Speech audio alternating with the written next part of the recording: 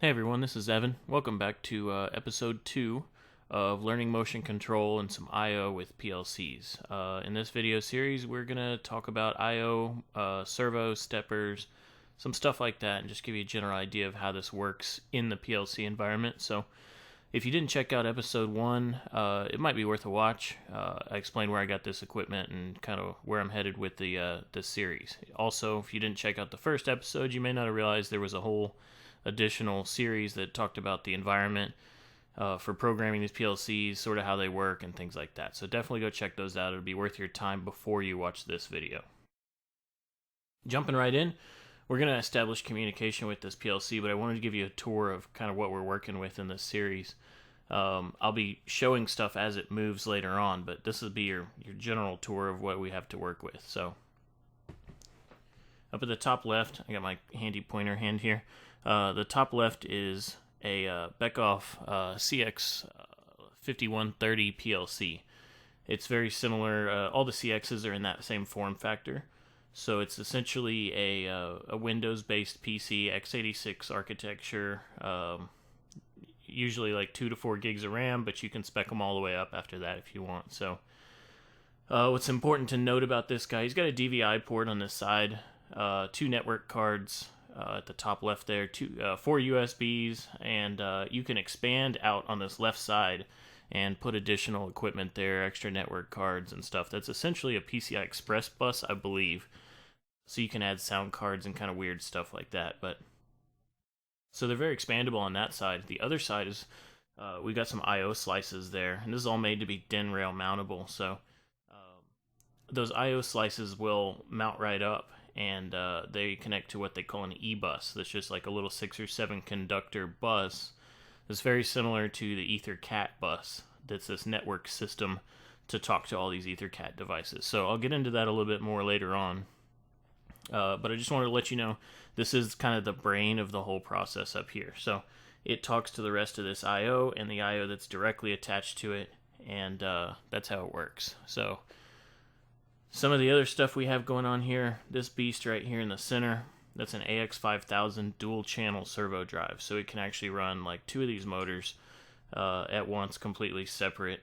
It's just like having 2 servo amps, but built into one chassis. So you can get single channel versions of that in the dual channel.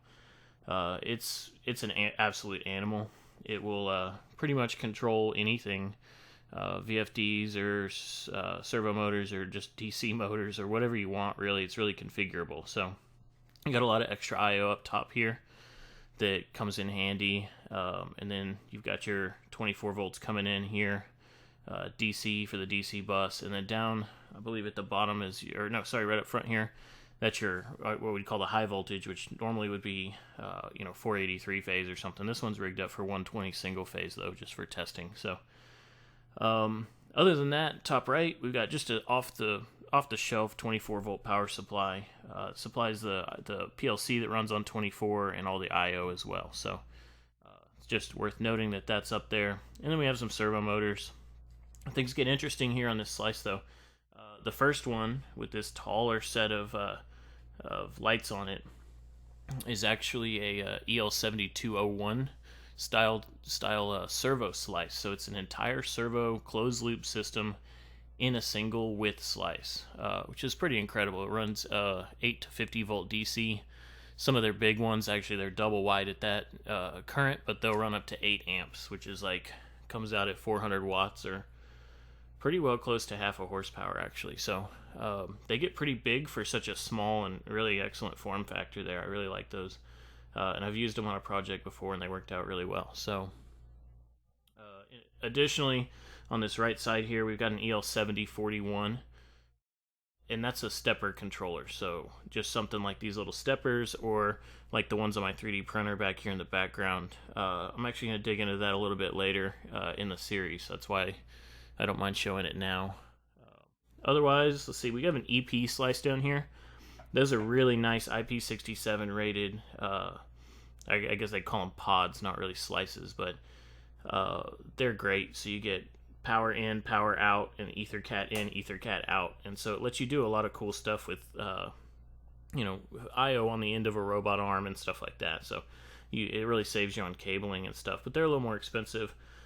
Another option would be like this EK1100 down here. So I've got a bus coupler and then some I/O slices, some like EL 1008s and 2008s that are just 24 volt DC digital I/O. So your proximity switches and cylinder valve actuators can come off of those, or you can get crazy with a bunch of other different kinds of I/O. But this is just a pretty basic setup that should get us going on some motion control and just showing how all that stuff works inside the PLC. So, one other thing to mention real quick, on these CXs, the actual hard drive in this system is stored on this little CFast card behind this little door. There's also a CMOS battery there. So that's a CFast card. It runs on a SATA interface. It's very similar to the old CF cards that were in digital cameras.